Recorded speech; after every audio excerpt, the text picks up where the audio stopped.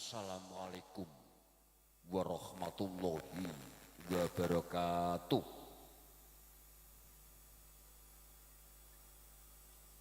Utaminipun kunjuk para pepundhen sesepuh pinisepuh pepoyaning kautaman ingkang wenang nabi wahyuning kasutapan ingkang tansah dahat sinobiyeng tuhu ingosan boten kasupen dumateng bapak tamu ibu tamu ingkang tansah lumintu suka ing basuki. Sadaringipun kawula matur wonten ngersa handika sami swawi kawula dherekaken ngunjupaken panembah kangge lintuning agenging panarimah wonten ngersanipun Gusti Kang Maha Kuwaos. Mbok bilih kula panjenengan pepanggihan dalam rangka wali matul urus trebaken saking tolak sarih winengku ing kaharjan boten manggih alangan satunggal punapa. Para sekalian, kasebab bebek birawaning penggalih lumintu kados dene ining toya narmada nunggih bapak ing kagunajat nunggih Bapak Suparno boten kuwawi matur wonten ngersa handika sami pradapa keparingipun kula angembani wuwus minangka teterang atur tanggap wacana saperlu ngaturaken raos pangraos ing mijil saking Triwardaya utawi badhe ngaturaken udaring ganta babaring sumedya. Sepisan nunggih Bapak Suparno ngaturaken salam taklim kunjuk dumateng para pepundhen ngaturaken sugeng dalu sugeng pepanggihan saha sugeng samudayanipun kanthi pambukaning atur rinengga sagunging kahurmatan ingkang tanpa upami. Niki Bapak Suparno kagungan hajat ambuga krami putranipun putri ingkang nami Roro Ayu Anggi Setyani pikantuk Muhammad Haryanto putranipun Bapak Suhud. Doa setujuan sami kasuwun minangka coloboring lampah mbok bilih Bapak Suparno sedaya dipun paringi teguh ayu luput saking sesakit sehingga dipun paringi seger kewarasan keselamatan gangsar nganti penyambut damel ugi dipun paringi panjang umur amin Allahumma. Semanten ugi Anggi Setyani saha Muhammad Haryanto anggene tepi dharma gesang anggenipun bebrayan sageta antut runtut pindha kumujaya lan Dewi Ratih saged dipustani bebrayan ing sakinah mawaddah warahmah. Para sekalian perlu katuraken mbok bilih saros ibali katuraken kedhoprak siswa budaya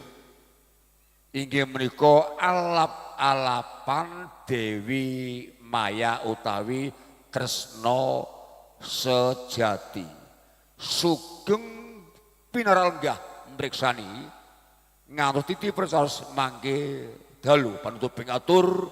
billahi taufiq wal hidayah. Wassalamualaikum warahmatullahi wabarakatuh. Matur nuwun.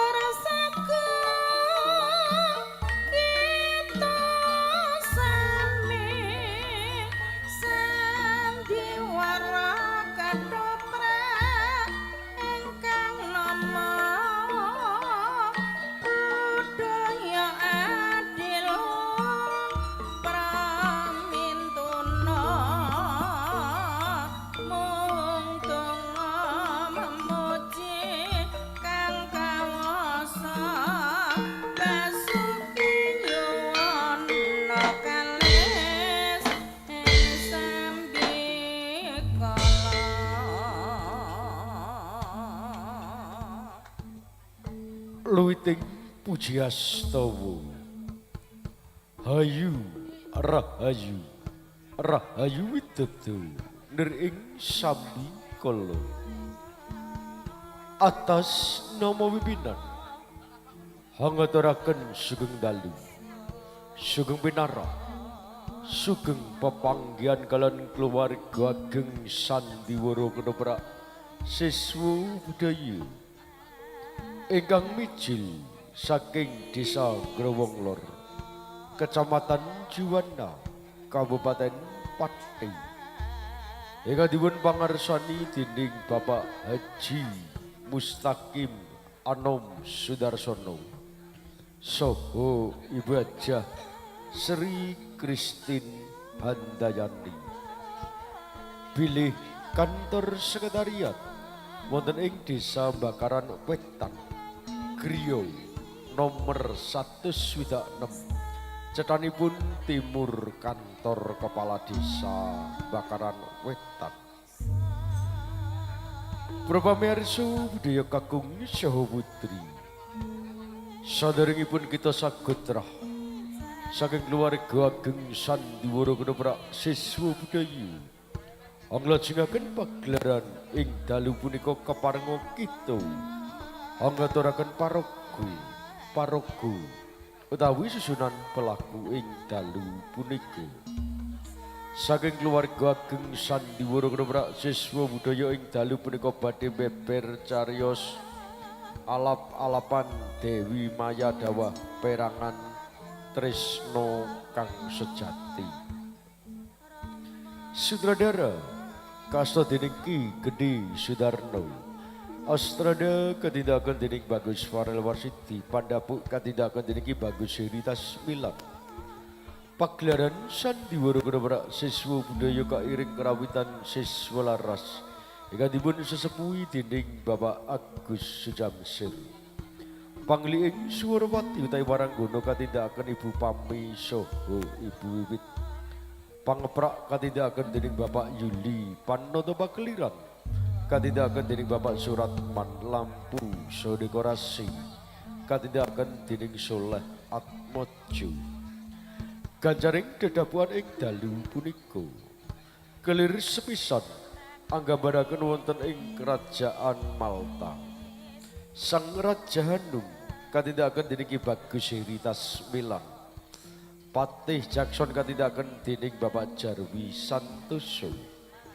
dening para prajurit katindakan dening Si Gondrong sang pagelaran sandiwara kedoprak siswa budaya Sang Raja Patelemus katindakan dening Ki Gede Sudarno garwa Prameswari katindakan dening Arih Kumalasari Patih Kotar katindakan dening Dimas Endro Mahesa Dewi Maya katindakan dening Rini Paulus Panglima Yudas katindakan dening Ki Bagus Denis Sanjaya Senopati Mahdi katindakan dening Bagus Farel Wasiti Sudagar Ursus katindakan dening Bapak Andi Suratmin Khalil katindakan dening Bagus Amin Wijanarko Dirham katindakan dening Dimas Gilang Permati Nyayemon katindakan dening Santi Pramuni Bilba katindakan dening Santi Pramuni Raja Sultan Haji katindakan dening Bapak Deni Wijaya garwa Prameswari katindakan dening Niken Ayu Harjati Patih Terang Kusumo katindakan dening Ki Gede Sudarno Raden Rahmat katindakan dening Pati Bagus Siti Mursati katindakan dening Yeti Mayang Sari Resi Mahayana katindakan dening Bapak Dikdu Dewan dening Purwanita Penglipur katindakan dening artis-artis ayu sang pagelaran sandiwara kedoprak siswa budaya Emban katindakan dening Emban Pesek Alfonso